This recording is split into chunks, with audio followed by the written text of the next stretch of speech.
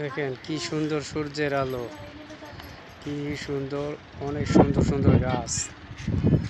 আমরা পাঁচতলা ছাদের মধ্যে আইছি একটু হাওয়া বাতাস খাইতে, তাই একটা ভিডিও করে নিলাম। সবুজ শ্যামল মায়া দেখতে অনেক ভালো লাগে।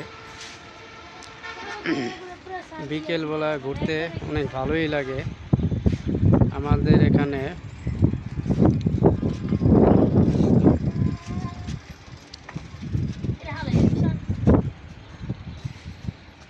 এই দেখেন কি সুন্দর একটা গাছ।